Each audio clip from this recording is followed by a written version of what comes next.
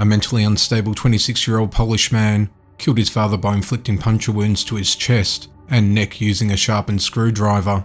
He lured his father into a cellar, and before inflicting the fatal strokes, he tried in vain to electrocute him using a stun gun. After this, he hung his father by his legs in the cellar window and decapitated him using a surgical scalpel and shovel. Additionally, he made deep incisions across the lower part to the back of his thighs, right behind the knees to bleed the corpse and to collect the blood from the cervical stump vessels around where his head used to be and into a bucket. He hanged the decapitated body in a position with the lower limbs up to symbolise crucifixion on an upturned cross, because the head of this kind of scoundrel should not even hang on a devil's cross. He then took the separated head and neck upstairs to his room and scalped it through the whole night. Afterwards, he tossed the head into the garden.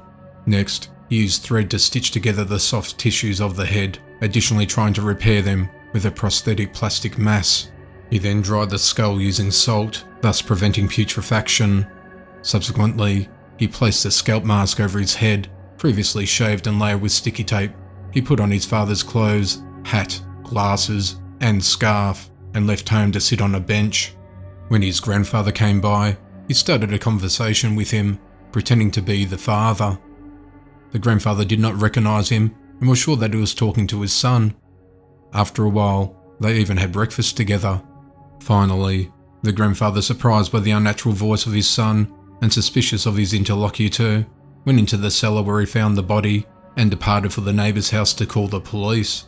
The grandson, finding that the crime had come to light, left home, taking garments his father wore on the day of his death, and found a hiding place nearby. He observed the scene and investigation carried out by the police. He then sat on a bus stop bench where he was later arrested.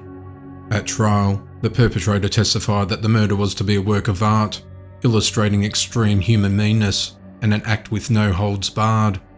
He had modelled his crime from a killer in the movie Seven. He wore the scalp mask on his head to see whether his grandfather could recognise him. Psychiatrists diagnosed the killer with borderline schizoid personality. Schizoid personality disorders are characterised by difficulty expressing emotions, detachment from social relationships, and a lack of desire for intimacy.